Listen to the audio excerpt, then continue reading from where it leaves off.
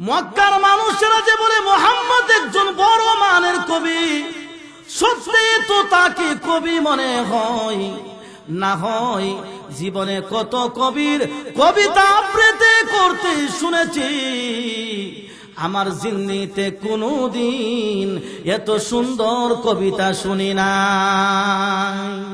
আল্লাহর নবী বিশ্ব নবী রাহমাতুল লিল আলামিন কুরআন তেলাওয়াত করেন, ইন্নাহু লাকাউলু রাসূলিন কারীম, নিশ্চয়ই তিনি যা তেলাওয়াত করেন সম্মানিত রাসূলের কথা।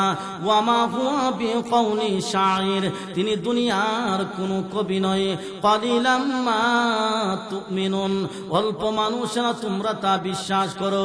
হযরত উমর বলেন, আমি বিশ্ব নবী রাহমাতুল লিল আলামিনকে কাবা শরীফের দেয়ালের পিছনে দাঁড়ায়া মনে মনে কবি ধারণা করেছে। এটা তো আমার মনের কথা, আমি তো ওনার সামনে যাই নাই, তিনিও আমাকে দেখে নাই, তাহলে আমি যে মনে মনে কবি ধারণা করেছি, আমার মনের কথা তিনি কিভাবে বুঝতে পারলেন?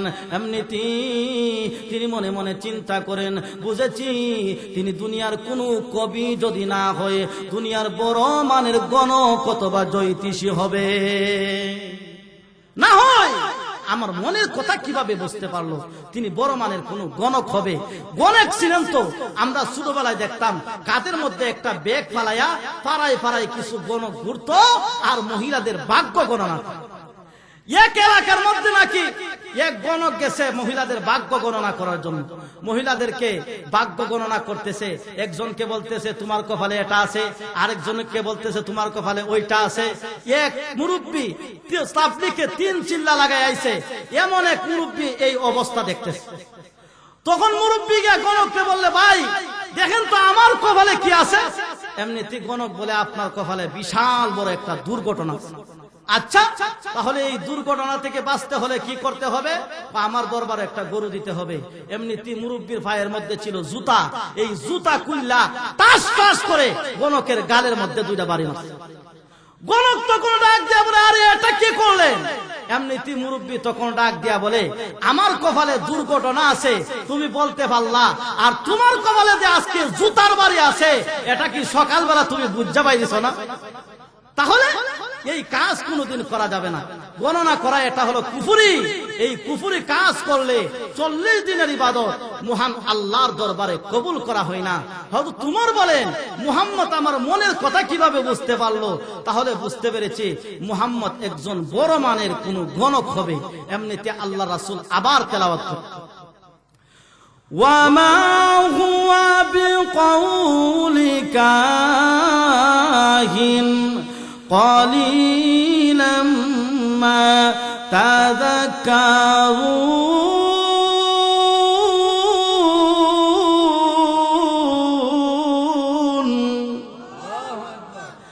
আল্লাহর নবী বিশ্ব নবী রাহমাতুল লিল আলামিন কুরআন তেলাওয়াত করেন, ওয়া মা হুয়া বিকাউলি কাহিন, তিনি দুনিয়ার কোন গণক নয়। কলিলাম মা তাযাক্কারুন, অল্প মানুষেরা তোমরা তা অনুধাবন করো। হয়তো তোমার বলেন, আমি বিশ্ব নবী রাহমাতুল লিল আলামিনকে কাবা শরীফের দেয়ালের পিছনে দাঁড়ায়া মনে মনে গণক কবি ধারণা করেছি।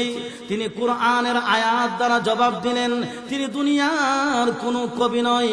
আবার আমার মনের কথা বোঝার কারণে আমি মনে মনে গণক ধারণা করেছি, তিনি কুরআনের আয়াত দ্বারা জবাব দিলেন, তিনি দুনিয়ার কোন গণক নয়।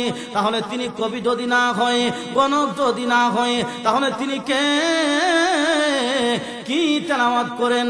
এমনিতে আল্লাহর নবী বিশ্ব নবী রাহমাতুল লিল আলামিন আবার তেলাওয়াত করেন, তানজিলুম মির রাব্বিল আলামিন। রামার বিশ্ব নবী রাহমাতুল লিল আলামিন যা তেলাওয়াত করেন তা মহান আল্লাহ রাব্বুল আলামিনের পক্ষ থেকে নাজিলকৃত কুরআনুল কারীম তেলাওয়াত করেন। হয়তো তোমার বলেন, আমি বিশ্ব নবী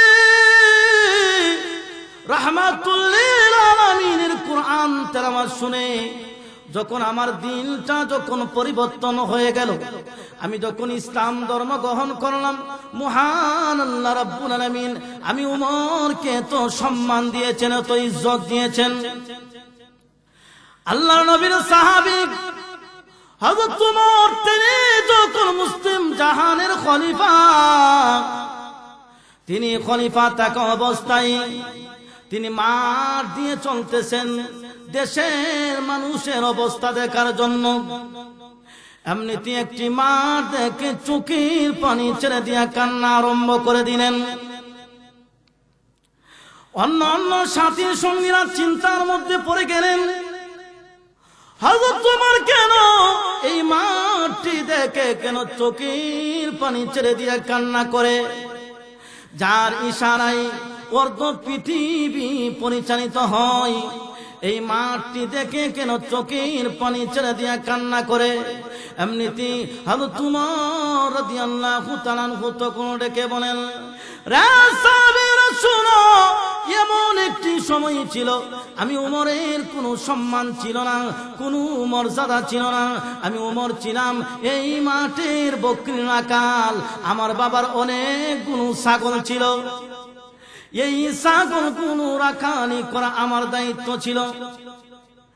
সারাদিন ছাগল রাখালি করে বিকাল বেলা যখন আমি ওই ছাগলগুলোকে জমা করতে যাই, একত্রিত করতে যাই, আমি কিছু ছাগল একত্রিত করে একটা স্থানের মধ্যে রাখি, আবার আমি কিছু ছাগলের জন্য যাই, এসে দেখি যেই ছাগলগুলো আমি রেখেছিলাম এই ছাগলগুলো আবার এদিক সেদিক চলে গিয়েছে। এই জন্য আমি আবার ছাগলগুলোর জন্য যাই, এসে দেখি যেই ছাগলগুলো আমি জমা করেছিলাম ওই ছাগলগুলো আবার এদিক সেদিক চলে গিয়েছে।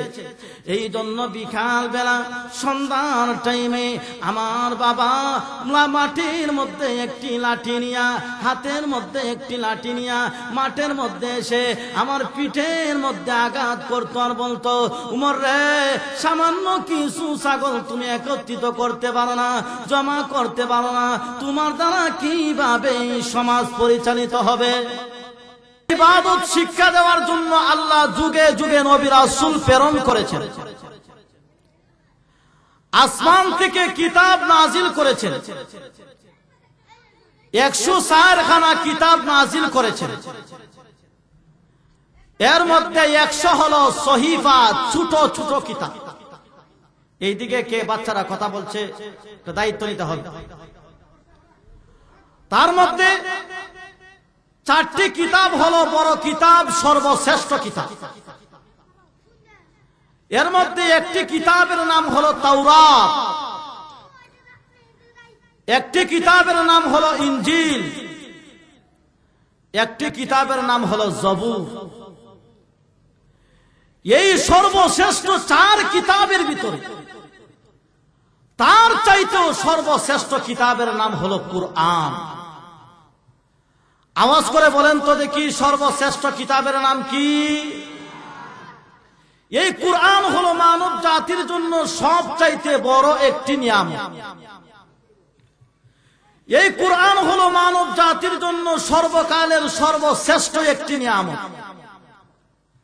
আজকে আমরা মুসলমানেরা এই কুরআন থেকে দূরে সরে গিয়েছি, কুরআনকে ভুলে গিয়েছি, যেই কারণে মুসলমান জাতি আজকে কপাল পুরা জাতিতে পরিণত হয়েছে। না হয় যতদিন পর্যন্ত মুসলমান জাতির নিকট কুরআন ছিল, কুরআন অনুযায়ী মুসলমান জাতি জীবন পরিচালনা করেছেন, ততদিন পর্যন্ত মুসলমান জাতি গোটা পৃথিবীর মধ্যে সবচাইতে দামি একটি জাতি ছিল। আর যেই দিন থেকে মুসলমান জাতি কুরআন থেকে দূরে সরে গিয়েছে, কুরআনকে ভুলে গিয়েছে, সেই দিন থেকে মুসলমানের প্রতি নির্যাতন আর অধঃপতন শুরু হয়েছে।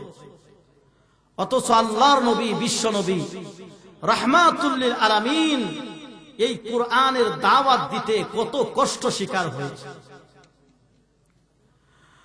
ভাইরা আমার,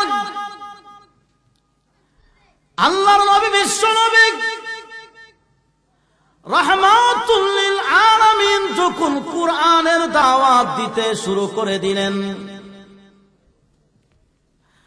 আল্লাহর নবী বলেন লা ইলাহা ইল্লাল্লাহ মুহাম্মাদুর রাসূলুল্লাহ। আল্লাহর নবী ডেকে বলেন, মক্কার মানুষেরা শুনো,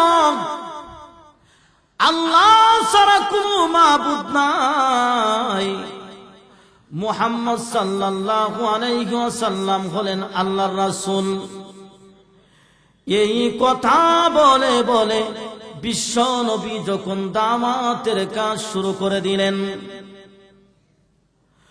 মক্কার কাফের মুশরিকরা আল্লাহর নবীর চাচা আবু তালিবের কাছে এসে ডেকে ডেকে বলেন, আবু তালিব, তোমার ভাতিজা মুহাম্মদ আমাদের বাপ দাদার ধর্মের বিরুদ্ধে কথা বলে। হে আবু তালিব, শুনো, তোমার ভাতিজা মুহাম্মদকে বলো সে যেন দাওয়াতের কাজ যেন বন্ধ করে দেয়। এর বিনিময়ে যদি সে মক্কার রাজত্ব চায়, আমরা তাকে মক্কার রাজত্ব দিয়ে দিব। যদি সুন্দরী বিবি চাই, তাহলে আমরা তাকে সুন্দরী বিবির ব্যবস্থা করে দিব। তারপরে তোমার ভাতিজাকে বলো সে যেন দাওয়াতের কাজ বন্ধ করে দেয়। আল্লাহর নবী বিশ্ব নবী রাহমাতুল লিল আলামিন যখন বাড়িতে আসলেন, আবু তালিব ডেকে ডেকে বলেন, ভাতিজা, মক্কার নেতৃস্থানীয় লোকেরা এই প্রস্তাব দিয়ে গিয়েছে, বলেছে তুমি যদি মক্কার রাজত্ব চাও তাহলে তোমাকে মক্কার রাজত্ব দেওয়া হবে। যদি সুন্দরী বিবি চাও তাহলে তোমাকে সুন্দরী বিবি দেওয়া হবে। তারপরেও তুমি দাওয়াতের কাজ বন্ধ করে দাও। আল্লাহর নবী বিশ্ব নবী রাহমাতুল লিল আলামিনের চেহারা মুবারক লাল বর্ণের হয়ে গেল। আল্লাহর নবী ডেকে বলেন, চাচা গো, আমার এক হাতে যদি সূর্য দেওয়া হয় আর অন্য হাতে যদি চন্দ্র দেওয়া হয়, তারপরে মহান আল্লাহ রাব্বুল আলামিন আমি বিশ্ব নবীকে যে কাজের জন্য প্রেরণ করেছেন, দাওয়াতের কাজ থেকে একটা কদম পিছনে যাব না। আল্লাহর নবী তিনি দাওয়াতের কাজ চালিয়ে যাচ্ছেন। অন্যদিকে মক্কার কাফের মুশরিকেরা আল্লাহর নবীর বিরুদ্ধে লেগে গেল। মক্কার বড় বড় নেতারা মক্কার সাধারণ মানুষদেরকে ডেকে ডেকে বলেন, কেউ তোমরা মুহাম্মদের কাছে যায় না, মুহাম্মদ সে পাগল হয়ে গিয়েছে, জাদুগির হয়েছে গিয়েছে, কেউ তোমরা মুহাম্মদের কাছে যায়। মক্কার সাধারণ মানুষেরা চিন্তা করে মুহাম্মদ পাগল হয়ে গিয়েছে, তাহলে এত বড় বড় নেতারা কেন মুহাম্মদের বিরোধিতা করে? তাহলে বোঝা গেল পাগলও ছোট পাগল নয়, অনেক বড় পাগল। চলো গিয়া পাগলটাকে একটা নজর দেখে আসি। ভাইরা আমার, পাগল দেখতে গিয়ে দেখে আল্লাহর নবী বিশ্ব নবী রাহমাতুল লিল আলামিনের চেহারা মুবারক এত সুন্দর, আল্লাহর নবীর চেহারার আলোতে কাবা ঘরের দেয়াল পর্যন্ত আলোকিত হয়ে গিয়েছে। লোকেরা বলেন, না, এই সুন্দর চেহারার লোক কোনদিন পাগল হতে পারে? ভাইরা আমার, মহান আল্লাহ রাব্বুল আলামিন ইউসুফ পয়গম্বরকে সুন্দর বানিয়েছিলেন, আর আল্লাহর নবী বিশ্ব নবী রাহমাতুল লিল আলামিনকেও মহান আল্লাহ সুন্দর বানিয়েছিলেন। ইউসুফ পয়গম্বরের সৌন্দর্য দেখে মিশরের মহিলারা তাদের হাত কেটেছিল, আর আল্লাহর নবী বিশ্ব নবী রাহমাতুল লিল আলামিনের সৌন্দর্য দেখে মদিনার মহিলারা তারা কলিজা পর্যন্ত কাটায় দিয়েছে। আল্লাহর নবী, বিশ্ব নবী রাহমাতুল লিল আলামিন যুদ্ধের ময়দানে চলে গেলেন। একজন মহিলা পাগলের মতন দৌড়ায়। লোকেরা জিজ্ঞাসা করেন, মা কোথায় যান? উহুদের ময়দানে যাই। উহুদের ময়দানে গিয়ে কোনো লাভ নাই। উহুদের ময়দানে তোমার যে ভাই গিয়েছিল, তোমার ভাই তো উহুদের ময়দানে শাহাদত বরণ করেছে। মহিলা কোনো জবাব দেয় না, শুধু পাগলের মতন দৌড়ায়। আরেকজন লোকের সাথে সাক্ষাৎ, মা কোথায় যান? উহুদের ময়দানে যাই। উহুদের ময়দানে গিয়ে কোনো লাভ নাই। উহুদের ময়দানে তোমার যে স্বামী গিয়েছিল, তোমার স্বামী তো উহুদের ময়দানে শাহাদত বরণ করেছে। মহিলা কোনো জবাব দেয় না, শুধু পাগলের মতন দৌড়ায়। আরেকজন লোকের সাথে সাক্ষাৎ, মা কোথায় যান? উহুদের ময়দানে যাই। উহুদের ময়দানে গিয়ে কোনো লাভ নাই গো। উহুদের ময়দানে তোমার যে কলিজার টুকরা সন্তান গিয়েছিল, তোমার কলিজার টুকরা সন্তান তো উহুদের ময়দানে শাহাদত বরণ করেছে। এমনিতে মহিলা তো কোন ডেকে ডেকে বলেন, রে যুদ্ধের সৈনিকেরা, ভাই শাহাদত বরণ করেছে, স্বামী শাহাদত বরণ করেছে, আমার কলিজার টুকরা সন্তান শাহাদত বরণ করেছে, আমি খুশি হয়েছি। তবে সর্বপ্রথম তোমরা আমাকে সুসংবাদ দাও, আমার প্রাণের নবী, বিশ্ব নবী রাহমাতুল লিল আলামিন সুস্থ রয়েছেন। মন আমার কাঁদে রে, প্রাণ আমার কাঁদে রে, যেতে সোনার মদিনায়। মন আমার কাঁদে রে, প্রাণ আমার কাঁদে রে, যেতে সোনার মদিনায়। যেই মদিনা ধন্য হলো, যেই মদিনা ধন্য হলো, পেয়ে তবু করুণাম।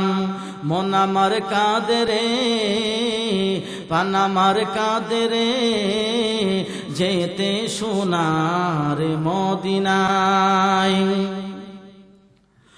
ওই মহিলা ডেকে বলেন, যুদ্ধের সৈনিকেরা লক্ষ্য করে শুনো,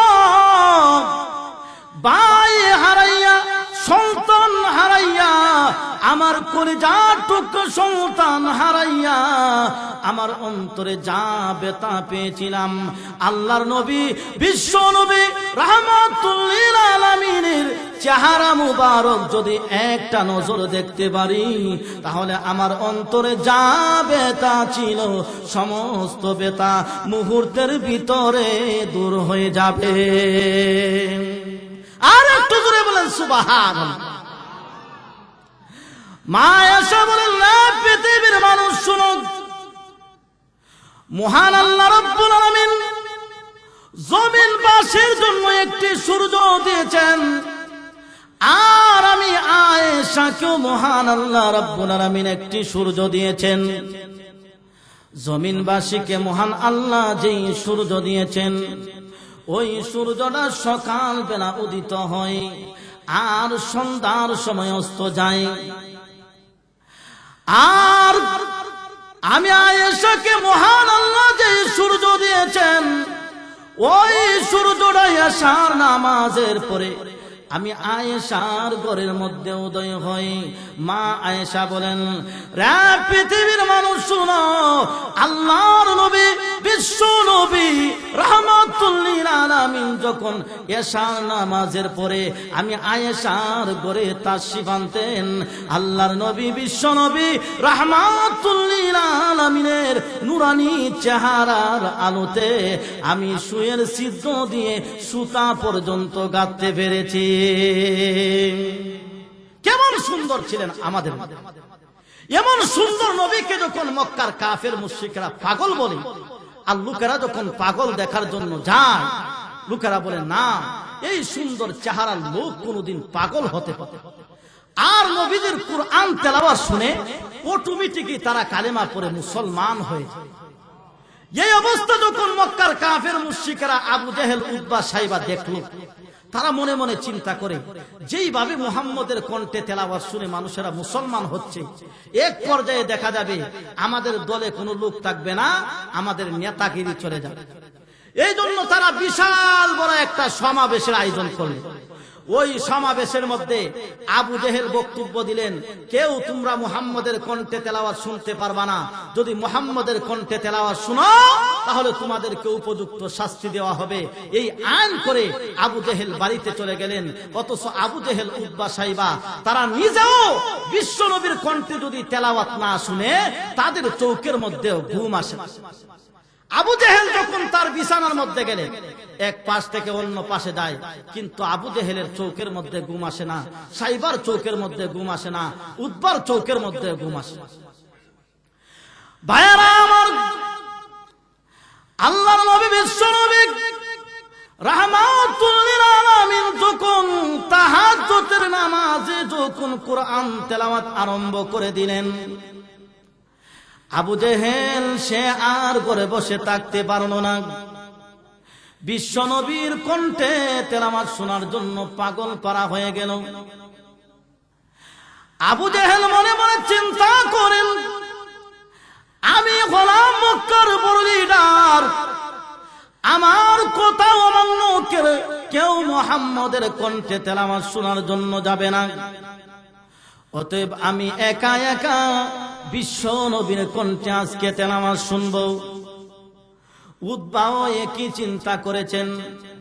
আমাদের নেতা আবু জেহেল নিষেধ করেছেন মুহাম্মদের কণ্ঠে তেলাওয়াত না শোনার জন্য, অতএব কেউ যাবে না, আমি একা একা গিয়া বিশ্ব নবীর কণ্ঠে তেলাওয়াত শুনবো।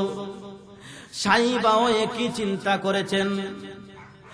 ভাইয়েরা আমার, আল্লাহর নবীর ঘর হলো খেজুর পাতার বেড়া, ওই খেজুর পাতার বেড়ার সঙ্গে কান লাগায়া লাগায়া আবু জেহেল, উতবা, সাইবা বিশ্ব নবীর কণ্ঠে তেলাওয়াত শুনে, সাইবাও বিশ্ব নবীর কণ্ঠে তেলাওয়াত শুনে এক পর্যায়ে যখন আল্লাহর নবী বিশ্ব নবী রাহমাতুল লিল আলামিন তেলাওয়াত যখন বন্ধ করে দিলেন, আবু জেহেল, উতবা, সাইবা তিনজন একসাথে দৌড় মারলেন।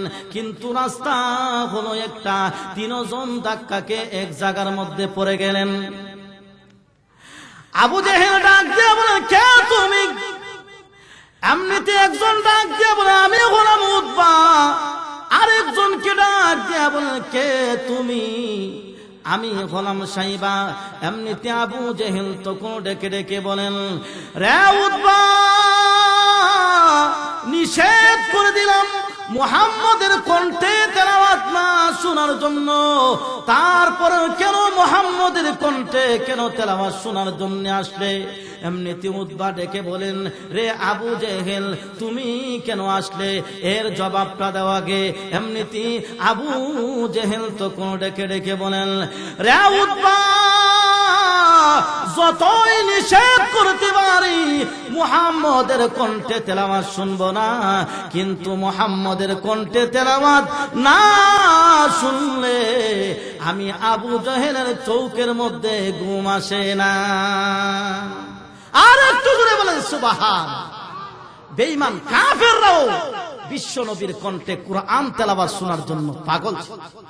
হযরত উমর বলেন, আমি ইসলাম ধর্ম গ্রহণ করার আগে মনে মনে চিন্তা করলাম, যেই মুহাম্মদের কারণে আমাদের দলের লোকেরা মুহাম্মদের দলে চলে যায়, সেই মুহাম্মদকে আমি হত্যা করে ফেললাম। কখন হত্যা করব?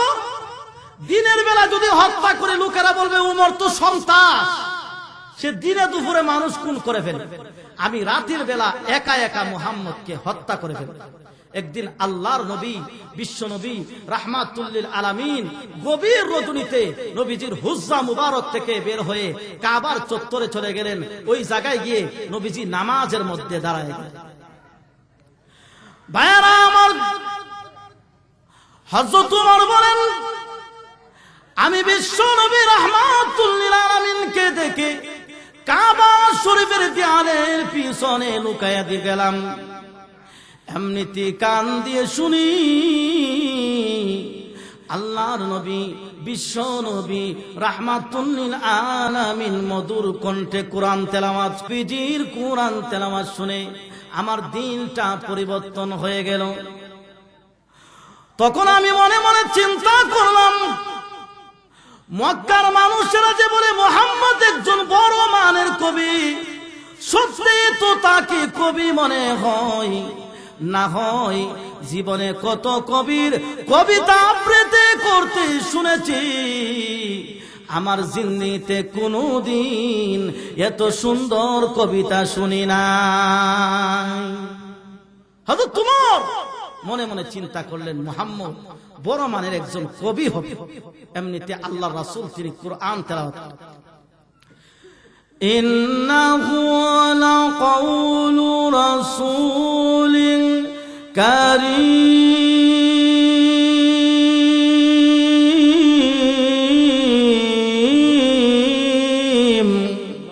আর একটু জোরে বলুন আল্লাহু আকবার। কোরআনের আয়াত শুনলে আল্লাহু আকবার। ওয়ামা হুয়া বিকাউলি কাহিন ওয়ামা হুয়া বিকাউলি শাইর ক্বালিলাম মা তুমিনুন।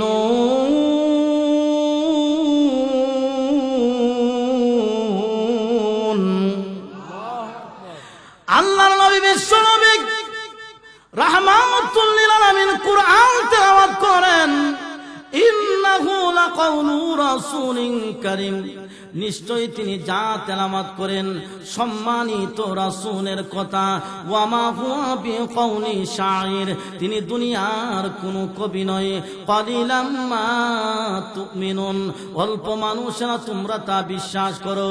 হযরত উমর বলেন, আমি বিশ্ব নবী রাহমাতুল লিল আলামিনকে কাবা শরীফের দেয়ালের পিছনে দাঁড়ায়া মনে মনে কবি ধারণা করেছি। এটা তো আমার মনের কথা, আমি তো ওনার সামনে যাই নাই, তিনিও আমাকে দেখে নাই, তাহলে আমি যে মনে মনে কবি ধারণা করেছি, আমার মনের কথা তিনি কিভাবে বুঝতে পারলেন? এমনিতে তিনি মনে মনে চিন্তা করেন, বুঝেছি তিনি দুনিয়ার কোনো কবি যদি না হয়, দুনিয়ার বড় মানের গণক অথবা জ্যোতিষী হবে। না হয় আমার মনের কথা কিভাবে বুঝতে পারলো তিনি বড় মানের কোন গণক হবে? গণক ছিলেন তো আমরা ছোটবেলায় দেখতাম, কাদের মধ্যে একটা ব্যাগ ফালাইয়া পাড়ায় পাড়ায় কিছু গণক ঘুরতো আর মহিলাদের ভাগ্য গণনা। এক এলাকার মধ্যে নাকি এক গণক গেছে মহিলাদের ভাগ্য গণনা করার জন্য। মহিলাদেরকে ভাগ্য গণনা করতেছে, একজনকে বলতেছে তোমার কপালে এটা আছে, আরেকজনকে বলতেছে তোমার কপালে ওইটা আছে। এক মুরব্বী তাবলীগে 3 চিল্লা লাগাই আইছে, এমন এক মুরব্বী এই অবস্থা দেখতেছে। তখন মুরব্বী গণককে বললে, ভাই দেখেন তো আমার কপালে কি আছে? এমনিতে গণক বলে, আপনার কপালে বিশাল বড় একটা দুর্ঘটনা। আচ্ছা, তাহলে এই দুর্ঘটনা থেকে বাঁচতে হলে কি করতে হবে? আমার দরবারে একটা গরু দিতে হবে। এমনিতে মুরব্বীর পায়ের মধ্যে ছিল জুতা, এই জুতা কুল্লা টাস টাস করে গণকের গালের মধ্যে 2টা বাড়ি মারছে। গণক তখন ডাক দিয়া বলে, আরে এটা কি করলেন? এমনিতে মুরব্বী তখন ডাক দিয়া বলে, আমার কপালে দুর্ঘটনা আছে তুমি বলতে পারলা, আর তোমার কপালে যে আজকে জুতার বাড়ি আছে এটা কি সকালবেলা তুমি বুঝা পাইছ না? তাহলে এই কাজ কোনোদিন করা যাবে না। গণনা করা এটা হলো কুফরি। এই কুফরি কাজ করলে 40 দিনের ইবাদত মহান আল্লাহর দরবারে কবুল করা হয় না। হয়তো তোমার বলেন, মুহাম্মদ আমার মনের কথা কিভাবে বুঝতে পারলো? তাহলে বুঝতে পেরেছি মুহাম্মদ একজন বড় মানের কোন গণক হবে। এমনিতে আল্লাহ রাসূল আবার তেলাওয়াত করেন, ওয়ামা হুয়া বিকাউলি কাহিন ক্বালিলাম মা তাযাক্কারুন।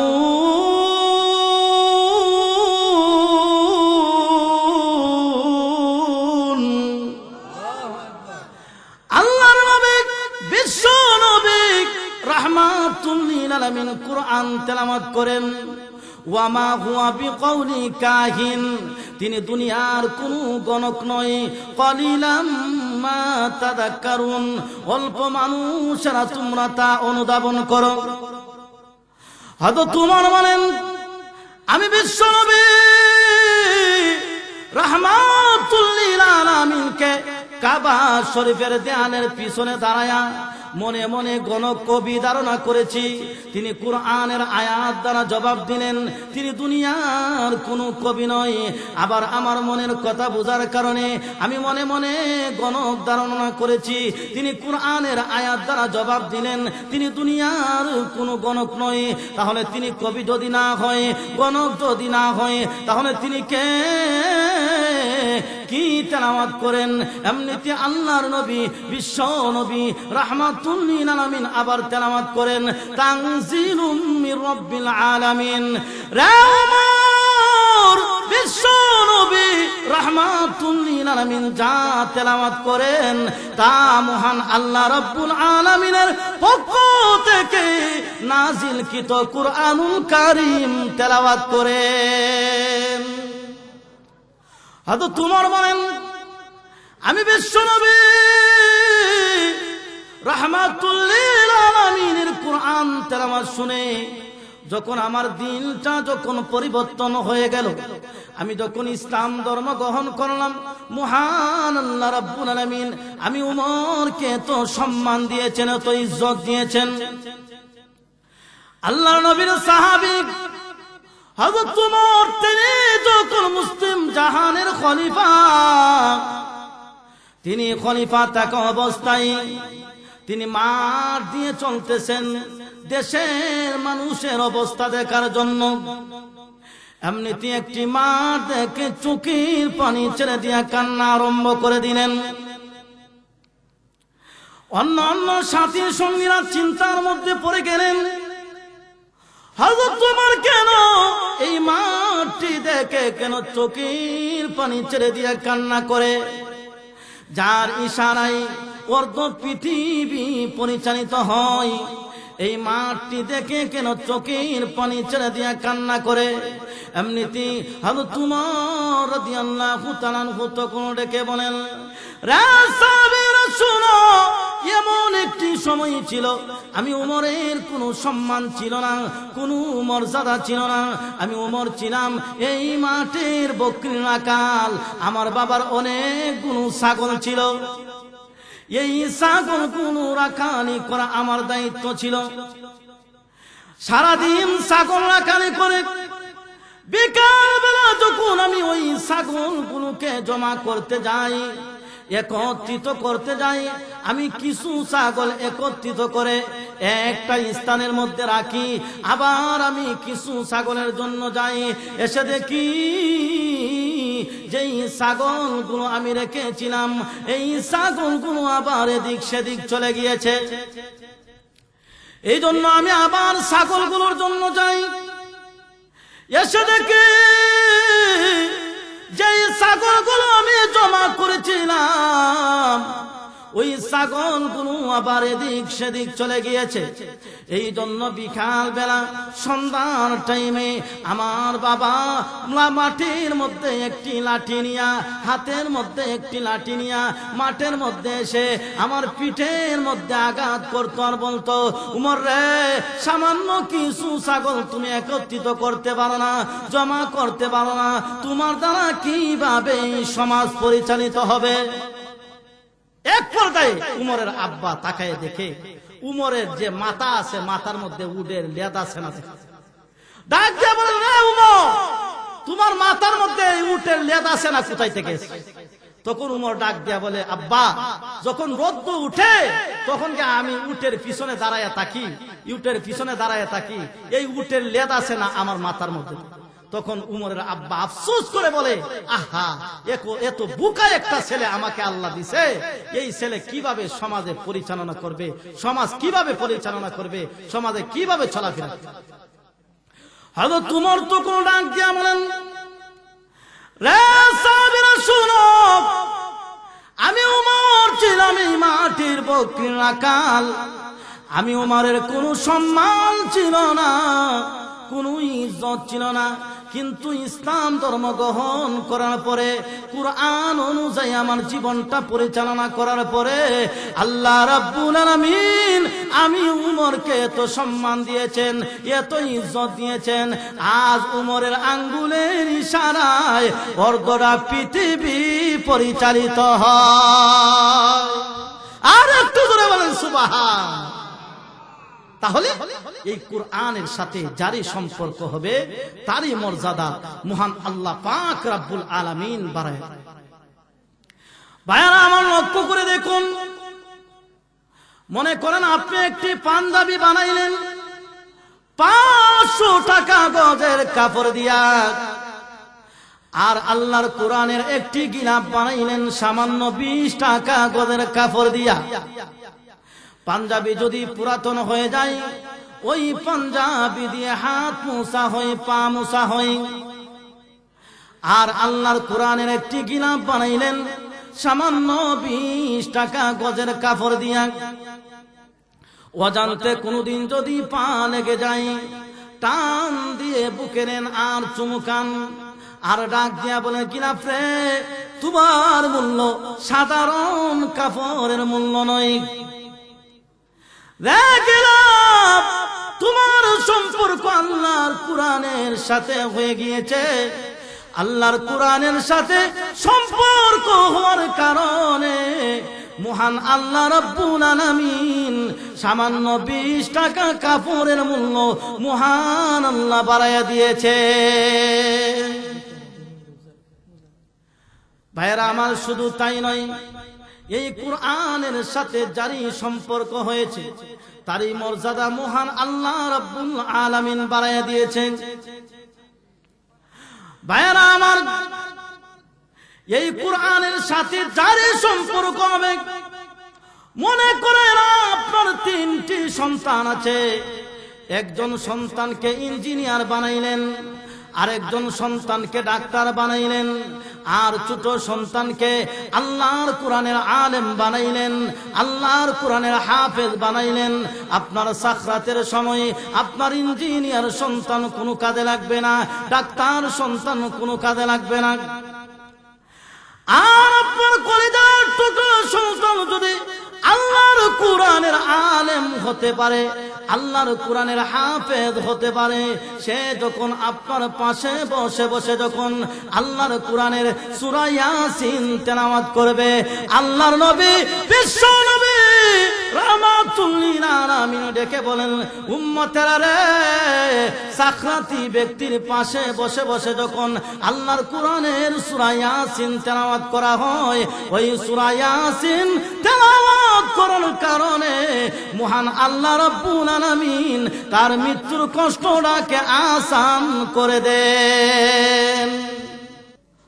ভাইয়েরা আমার, শুধু তাই নয়, আপনি পৃথিবীর জমিন থেকে বিদায় হয়ে গেলেন, তখনও আপনার ইঞ্জিনিয়ার সন্তান কোনো কাজে লাগবে না, ডাক্তার সন্তান কোনো কাজে লাগবে না।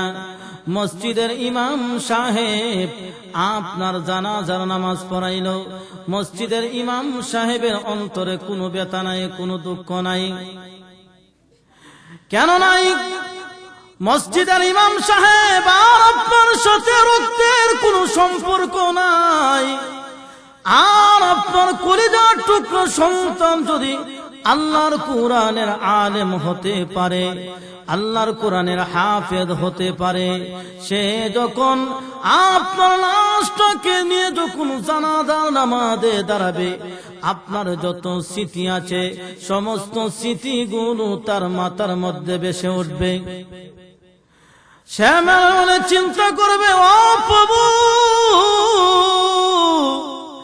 আমার বাবা আমাকে কত মহব্বত করেছে, কত ভালোবেসেছে। আমি যখন মাদ্রাসায় যাইতাম, আমার বাবা রাস্তার মধ্যে দাঁড়াইয়া থাকতো আমাকে রিসিভ করে নেওয়ার জন্য। ও প্রভু, যেই বাবার বাড়ি দিয়ে আজকে আমি বাড়িওয়ালা, যেই বাবার ঘর দিয়ে আজকে আমি ঘরওয়ালা, ওই আদরের আব্বা তো পৃথিবীর জমিন থেকে বিদায় হয়ে গিয়েছে। আর জিন্দেগিতে কোনোদিন আমি আমার আব্বাকে দেখতে পারবো না। এই কথাগুলো যখন স্মরণ হয়ে যাবে আর জানাজার নামাজ পড়াবে, চোখের পানি ছেড়ে দিয়ে কান্নাকাটি করবে। আর আরশের মালিক মহান আল্লাহ রাব্বুল আলামিন ফেরেশতাদেরকে ডেকে ডেকে বলেন, ফেরেশতারা রে, আমার বান্দা কেন রে জানাজার নামাজে দাঁড়াইয়া কেন চোখের পানি ছেড়ে দিয়ে কান্নাকাটি করে? এমনিতে ফেরেশতারা ডাক দেয়া বলে, প্রভু গো, জীবিত ব্যক্তির রক্ত মৃত ব্যক্তির শরীরে আল্লাহ রক্তের সম্পর্ক থাকার কারণে তার বাবার মহব্বতে, মায়ের মহব্বতে চোখের পানি ছেড়ে দিয়ে কান্নাকাটি করে। এমনিতে ফেরেশতারা ডেকে বলেন, রে বান্দা সাক্ষী থাকো। আমার আল্লাহ ডেকে বলেন, ফেরেশতারা সাক্ষী থাকো, যেই বান্দা তার বাবার মহব্বতে, মায়ের মহব্বতে চোখের পানি ছেড়ে দিয়ে কান্নাকাটি করলো, আমি আল্লাহ ঘোষণা দিলাম আমার বান্দা সালাম ফিরানোর আগে আগে তার বাবা মায়ের জিন্দেগির গুনাহ খাতা মাফ করে দিলাম। এই জন্য সন্তানদেরকে কোরআনের শিক্ষা দিতে হবে। যদি কোরআনের শিক্ষা দেন, এই সন্তান দুনিয়াতেও কাজে লাগবে, আখিরাতেও কাজে লাগবে।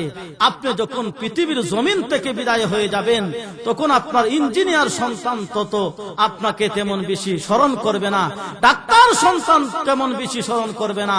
কিন্তু আপনার সন্তান যদি কোরআনের আলেম হয়, সব সময় 5 ওয়াক্ত নামাজের পরে আপনার জন্য দোয়া করে। আর এই কোরআনের জ্ঞান অর্জন করা হলো পৃথিবীর সবচাইতে শ্রেষ্ঠ একটি নিয়ামত। এজন্য মহান আল্লাহ বলেন, ওয়া হুয়া খায়রুম মিম্মা ইয়াজমাউন। আল্লাহ রাজ্জা বলেন, পৃথিবীর মানুষ দুনিয়ার জমিনে বাড়ি করে, ঘর করে, মনে করো তুমি অনেক সম্পত্তির মালিক হয়ে গিয়েছো। বান্দারে, এগুলা তোমার সম্পদ নয়। আল্লাহ বলেন, ওয়া হুয়া খায়রুম মিম্মা ইয়াজমাউন। পৃথিবীর শ্রেষ্ঠ সম্পদ হলো কোরআনের জ্ঞান অর্জন করা। এই কোরআনের জ্ঞান অর্জন করা হলো পৃথিবীর শ্রেষ্ঠ সম্পদ। এজন্য নবীজি বলেন, খায়রুকুম মান তাআল্লামাল কুরআনা ওয়া আল্লামা। আল্লাহর রাসূল বলেছেন, যারা কোরআন শিক্ষা দেয় এবং শিক্ষা গ্রহণ করে, তারাই হলো উম্মতের মধ্যে সবচাইতে শ্রেষ্ঠ উম্মত। এই কোরআন মহান আল্লাহ পাক রব্বুল আলামিন আমাদের কাছে আমানত রেখে গিয়েছে। ভাইরা আমার, কিয়ামতের কঠিন ময়দানে মহান আল্লাহ রাব্বুল আলামিন লৌহে মাহফুজকে ডেকে ডেকে বলবেন, রে লৌহে মাহফুজ, তোমার কাছে যে আমার কোরআন যে আমানত রেখেছিলাম, আমার কোরআনের কি জিম্মাদারি আদায় করেছো? লৌহে মাহফুজ তখন ডাক দিয়া বলবে, প্রভু, আমার কাছে তো তোমার কোরআন রাখি নাই গো আল্লাহ। আমার কাছ থেকে জিবরাইল আমার কাছ থেকে নিয়ে গেল। জিবরাইলকে ডাক দেওয়া হবে, রে জিবরাইল, আমার কোরআন লৌহে মাহফুজ থেকে এনে তুমি কোথায় রেখে দিয়েছো রে জিবরাইল? এমনিতে জিবরাইল আলাইহিস সালাতু ওয়াস সালাম তখন ডাক দিয়া বলবে, প্রভু, লৌহে মাহফুজ থেকে কোরআন এনে আল্লাহ আমার কাছেও রাখি নাই, আল্লাহ আমার কাছেও রাখি নাই। ও প্রভু, লৌহে মাহফুজ থেকে কোরআন এনে তোমার হাবিব বিশ্বনবী রাহমাতুল লিল আলামিনের কাছে আমি আমানত রেখে দিয়ে এসেছি।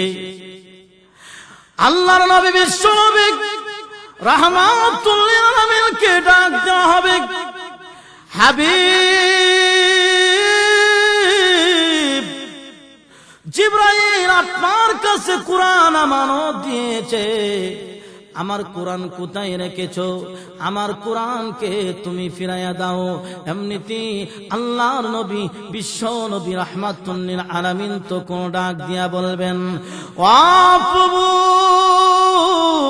আমার কাছে কোরআন রাখি নাই।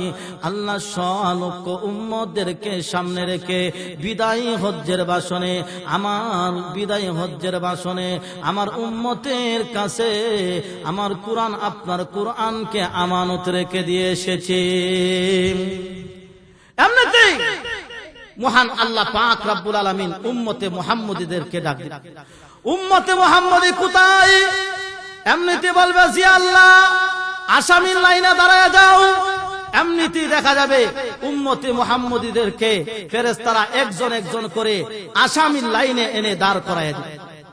যেই মাত্র আসামির লাইনে এনে দাঁড় করায় দিবেন, উম্মতে মুহাম্মদী চোখের পানি ছেড়ে দিয়া কান্না আরম্ভ করে দিবেন। এই অবস্থা যখন আমার নবী দেখবেন, এমনিতে আমার নবী মহান আল্লাহকে ডাকবেন, প্রভু, ও প্রভু, আল্লাহ আমার উম্মতদেরকে জিজ্ঞাসা করার আগে, আল্লাহ গো, আমার উম্মতদেরকে জিজ্ঞাসা করার আগে আল্লাহ আমাকে একটু সুযোগ দাও।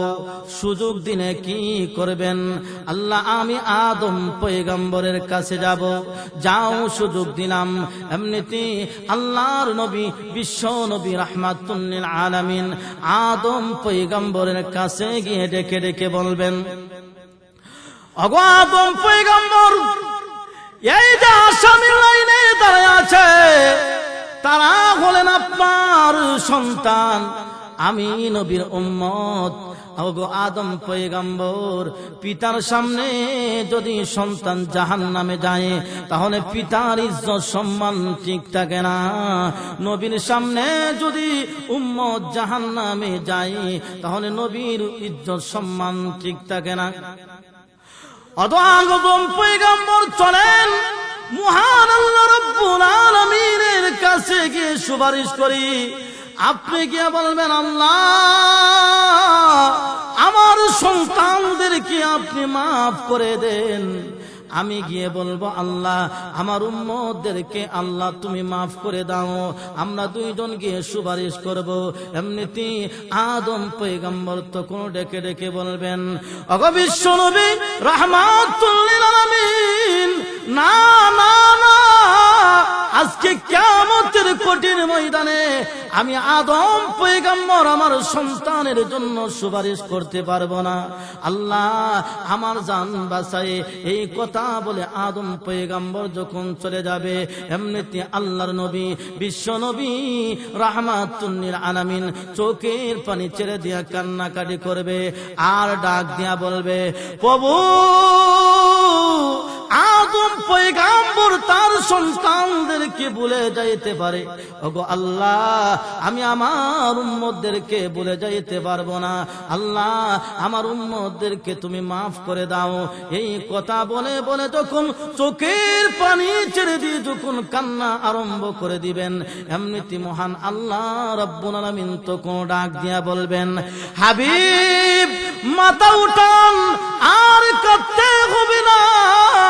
আজকে কিয়ামতের কঠিন ময়দানে আমি আল্লাহ রাব্বুল আলামিন আমার কোরআনের হাতে দায়িত্ব ছেড়ে দিলাম। যেই মাত্র কোরআনের হাতে দায়িত্ব ছেড়ে দিবে, এমনিতে কোরআন একজন একজন করে মহান আল্লাহর দরবারে উপস্থিত করবেন, একজন একজন করে আল্লাহর দরবারে উপস্থিত করবেন। আল্লাহ তখন ডাক দিয়া বলবেন, এক একজনের নামে 99টা কেস আছে, অতএব তাদেরকে মাফ করা যাবে না। এমনিতে কোরআন আল্লাহর সাথে উকিলের মতো জেরা করবে। আল্লাহ দুই কথার এক কথা, হয়তো তাকে মাফ করে দেন, আর না হয় আমি যে তোমার কোরআন সেই কথা কথা অস্বীকার করে নেন। আল্লাহ, এই যে তোমার এই বান্দা আমি কুরআনকে মহব্বত করেছে, মাদ্রাসার সাথে সম্পর্ক রেখেছে, এই জন্য আল্লাহ আমি কুরআনের মহব্বতে আল্লাহ এই বান্দাকে মাফ করে দেন। এমনিতে আল্লাহ তখন ডাক দিয়া বলবে, তুমি যে আমার কুরআন, সেই কথা অস্বীকার করতে পারবো না। যারে কুরআন যাও তোমার সুপারিশ মঞ্জুর করে আমি আল্লাহ পাক রব্বুল আলামিন আজকে কিয়ামতের কঠিন ময়দানে আমার বান্দাকে আমি আল্লাহ মাফ করে দিই। এই জন্য সব সময় কুরআনের সাথে সম্পর্ক রাখতে হবে, মাদ্রাসার সাথে সম্পর্ক রাখতে হবে, মাদ্রাসার সন্তানদের সাথে সম্পর্ক রাখতে হবে। এই মাদ্রাসার সন্তানেরা হলো আল্লাহর কাছে সবচাইতে প্রিয়। এজন্য বিশ্ব নবী রাহমাতুল লিল আলামিন ডেকে বলেন, রে উম্মতেরা, তোমরা আল্লাহর পরিবারের সাথে তোমরা ভালো ব্যবহার করো, আল্লাহর পরিবারের সাথে ভালো ব্যবহার করো। সাহাবায়ে কেরাম জিজ্ঞাসা করেন, ইয়া রাসূলুল্লাহ, আপনি বলেছেন আল্লাহর ছেলে নাই মেয়ে নাই, তাহলে আল্লাহর আবার পরিবার এলো কোথায় থেকে? এমনিতে আল্লাহর নবী বিশ্ব নবী রাহমাতুল লিল আলামিন তো কোন ডাক দিয়া বলেন, রে ফেরেশতারা শুনো, আল্লাহর পরিবার হলো তারা যারা কোরআন শিক্ষা দেয় এবং কোরআন শিক্ষা গ্রহণ করে, তারা হলো আল্লাহর পরিবার। এই আল্লাহর পরিবারদেরকে যারা মহব্বত করবে, ভালোবাসবে, মহান আল্লাহ রাব্বুল আলামিন তাদের জিন্দেগীর গুনাহ খাতা মাফ করে দিয়ে আল্লাহ রাব্বুল আলামিন তাদেরকে জান্নাতের মালিক বানায়া দিবেন। এজন্য আল্লাহ পাক রব্বুল আলামিন আমাদের সকলকে কুরআনের সাথে সম্পর্ক লাগানোর তৌফিক দান করুক। সকলে বলেন আমিন। ওয়া আখিরি দাওয়ানা আনিল হামদুলিল্লাহি রাব্বিল আলামিন।